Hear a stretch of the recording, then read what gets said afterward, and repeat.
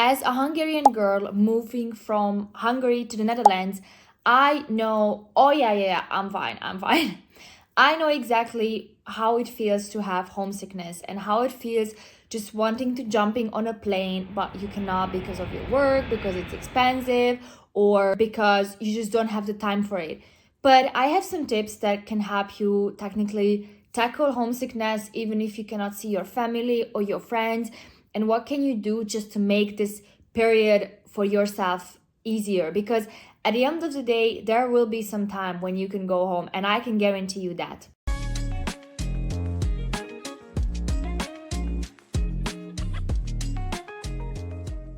So, the first thing that I did immediately after moving is that I just put out things that remind me of home, in your room, in the living room, in the kitchen, just things that I brought from home. Because, of course, when you move into an apartment, you get like cutleries, you get plates, you get furniture, but I brought a lot of mugs, for example, from home. I bought a lot of plates. I bought a lot of clothes, obviously. I brought my table and I put like little pictures on them. So the first thing is that you remind yourself of the because of these things at home, so you will not feel as bad as if you just never had anything and technically you just live in an apartment where nothing belongs to you. But like this, it's okay because everything belongs to you and you're happy.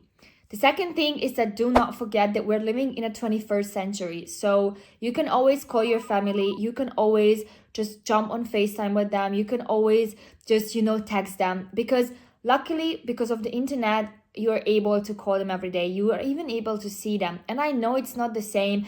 I know you prefer to actually see them, hug them.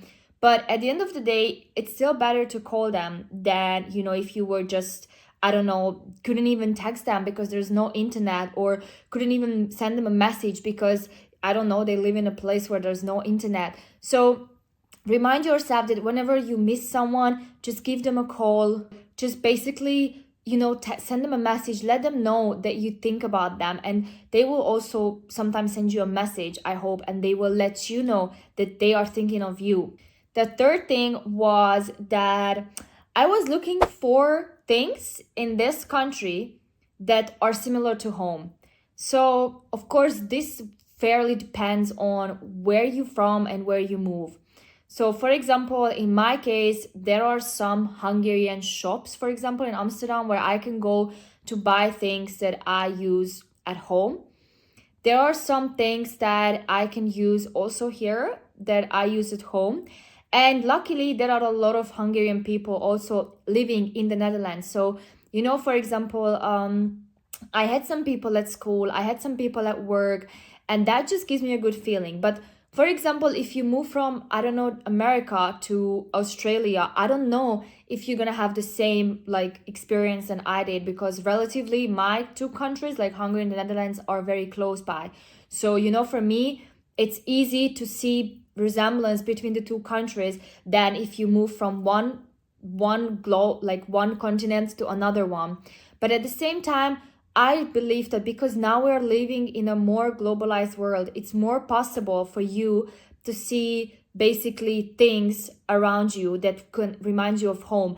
And also try to make friends with people who are like people at home. Like for example, I make friends with Hungarian people, or I make friends with people from around Hungary, like for example, I don't know, Slovakian people, Slovenian people, things like that. So you can still surround yourself with home things, like things that remind you of home. But if you just don't want to move from home, then don't move. Like there's no reason and there's no sense to put everything from home into your new apartment, because then you miss out on the local, or technically the foreign things. The last tip that I have for you is just to remind yourself that everything is temporary.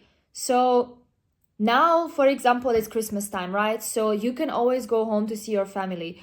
Or if you struggle with money, or you can always take up another job. You can always, make time for it. Just take vacation days. Or if your job doesn't let you, then just quit, because then it's not a good job environment. But I'm just trying to highlight to you, and I'm trying to emphasize that, I think the longest I went without seeing my family was half a year. And that was a long time. I was 22. but I survived, and then I saw them every second week. So you can survive, and there will be some time when your situation will be better than now.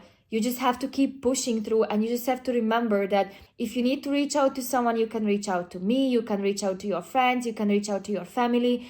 And just remember that, you know, the more friends you have in the given place, the better, the easier you can forget about your loneliness.